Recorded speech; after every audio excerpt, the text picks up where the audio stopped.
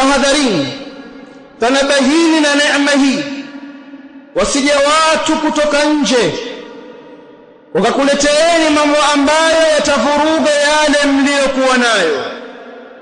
Msikubali kudanganywa na mifumo ya da'wa na mifumo ya malinganizi yanayolingania juu ya kutoka katika amani tuliyokuwa nayo tukaenda katika vurugu, tukaenda katika fujo, hali ya kuwa tupo katika amani. Msikubali kudanganywa.